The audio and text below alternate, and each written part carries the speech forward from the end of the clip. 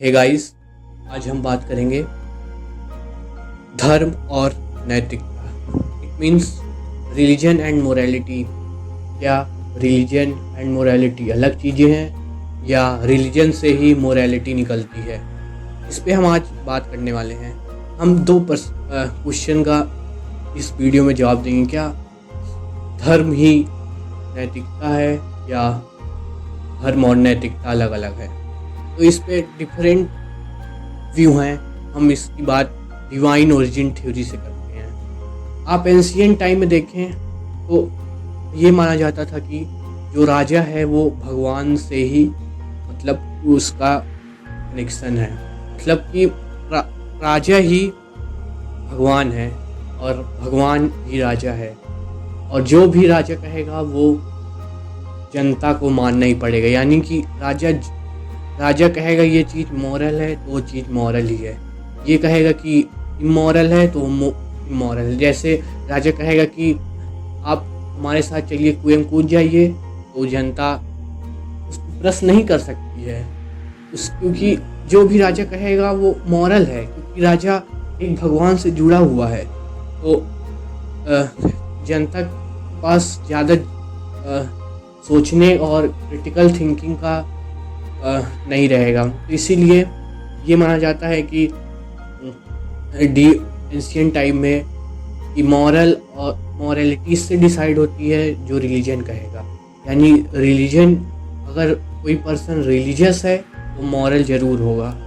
तो ऐसा माना जाता है कि जो पर्सन रिलीजन के चल रहा है, यानी कि जो रिलीजन के रास्ते पे है, वो पर्सन मॉरल होगा ही होगा। क्योंकि इस पे गांधी जी ने कहा है कि कोई भी पर्सन रिलीजन तभी होगा जब वो मोरल होगा। यानी कोई भी लीडर जो वो खुद एक मॉरल पर्सन इंडिपेंडेंट नहीं हो सकता है। इट मीन्स कि कोई लीडर है वो मोरल पर्सन तभी हो सकता है जब वो रिलीजियस पर्सन होगा। यानी रिलीजियस पर्सन ही मोरल हो सकता है।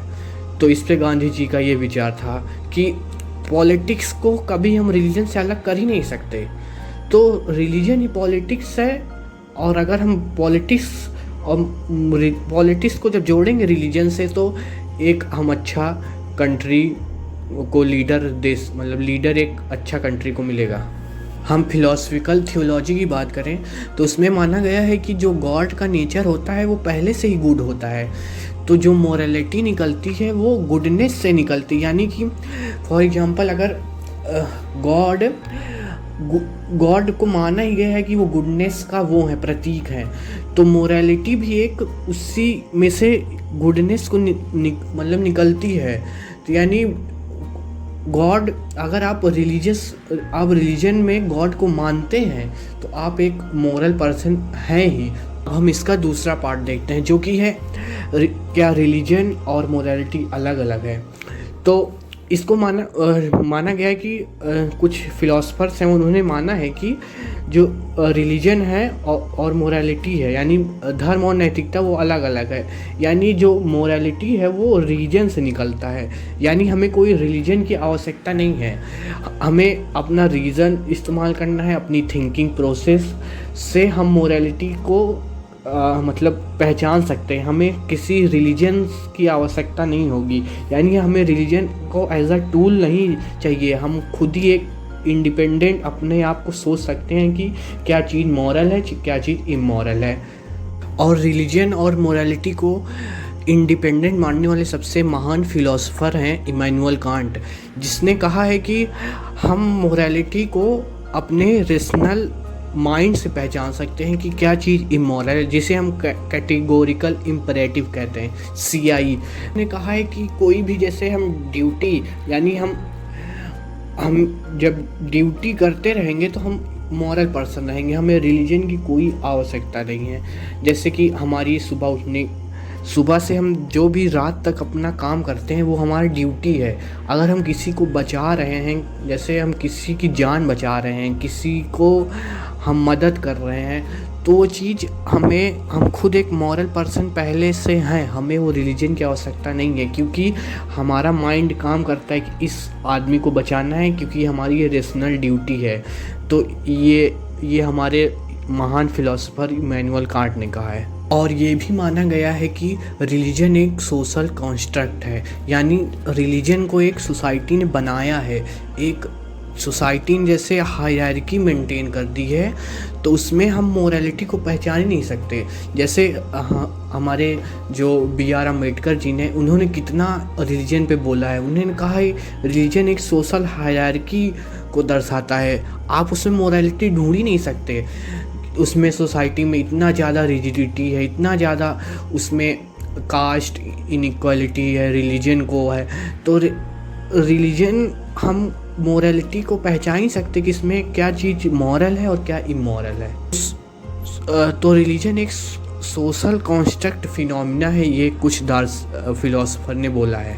इस पे एक प्लेटो का फेमस डायलेमा है जो कि है यूथिफर डायलेमा। इसमें बोला गया है कि is the pious loved by God because it is the pious, और it is pious because it is loved by the gods. It means अगर कोई चीज़ मतलब कि भगवान ने अगर कोई चीज़ कहा है और वो गुड है पहले से ही, यानी कि जो गुडनेस है वो भगवान से जुड़ा हुआ है, तो मॉरलिटी फिर वहाँ एग्जिस्ट नहीं कर पाएगी।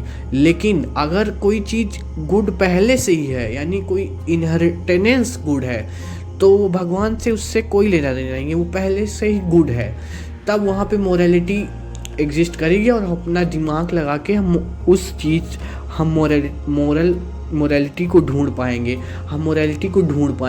हमें भगवान की कोई भी ज़रूरत नहीं रहेगी। तो इससे ये होता है कि मोरालिटी और गॉड है वो अलग अलग चीज़ है।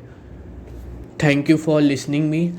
आई am trying to cover one of the most tricky question, that is religion and morality, and what is the connection between religion and morality। And आपको ये समझना भी चाहिए क्योंकि ये समाज में बहुत ज़रूरत है, लोग कन्फ्यूज़न बहुत क्रिएट करते हैं। तो thank you for listening me, and we will meet in next video. Thank you.